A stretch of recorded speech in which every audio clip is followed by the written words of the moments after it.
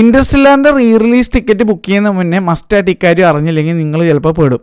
Interstellar aspect ratio switching ആയിട്ടുള്ള ഒരു scope ratio മൂവിയാണ്. അതായത് മൊത്തം സിനിമ ഫുൾ സ്ക്രീൻ അല്ല, ഐമാക്സിൽ പോലും 70 minutes ആണ് ആസ്പെക്ട് റേഷ്യോ സ്വിച്ചിങ്ങിൽ നിങ്ങൾക്ക് ഫുൾ സ്ക്രീനായിട്ട് കാണാൻ പറ്റുള്ളൂ. അതും ഐമാക്സിൽ മാത്രം. ഐമാക്സിൻ്റെ തിയേറ്ററിൽ മാത്രമേ നിങ്ങൾക്ക് ഫുൾ സ്ക്രീൻ അവൈലബിൾ ഉള്ളൂ. ബാക്കി ഏത് തിയേറ്ററിൽ ബുക്ക് ചെയ്താലും, അതിപ്പോൾ PCX ആയിക്കോട്ടെ, ഏരീസ് ആയിക്കോട്ടെ, PXL ആയിക്കോട്ടെ, ബിഗ് പിക്സ് ആയിക്കോട്ടെ, രേവതി സിനിമാക്സ് ഉൾപ്പെടെ ഇന്ത്യയിലുള്ള വേറെ ഏത് തിയേറ്ററും ആയിക്കോട്ടെ, അവിടെ ഒന്നും നിങ്ങൾക്ക് full screen expanded aspect ratio switching കാണാൻ പറ്റില്ല.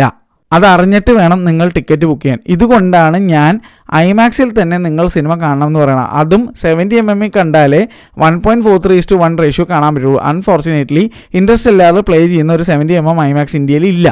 അപ്പോൾ തൊട്ടടുത്ത ഓപ്ഷൻ എന്ന് പറയുന്നത് ഏറ്റവും മികച്ച ഓപ്ഷൻ ഒന്നെങ്കിൽ കോള പ്രൊജക്ടർ ഉള്ള ഏതെങ്കിലും ഒരു ഐമാക്സ് വെന്യൂ, അല്ലെങ്കിൽ XT ഐമാക്സ് വിത്ത് ലേസർ ഉള്ള ഏതെങ്കിലും ഒരു വെന്യൂവിൽ കാണാൻ ശ്രമിക്കുക.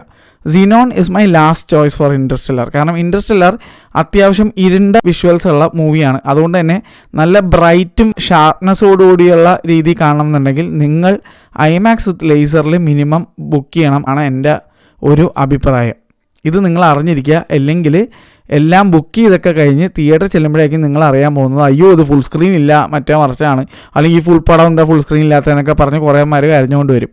അതുകൊണ്ട് നിങ്ങളത് അറിഞ്ഞിരിക്കുക ടിക്കറ്റ് ബുക്ക് ചെയ്യുന്നതിന് മുന്നേ. ഇത് മുഴുവത്താടെ ഫുൾ സ്ക്രീനുള്ള ഒരു സിനിമയല്ല. ഡ്യൂണൊന്നും പോലെ സിനിമ തുടങ്ങുമ്പോൾ തൊട്ട് അവസാനം വരെ ഫുൾ സ്ക്രീൻ അല്ല.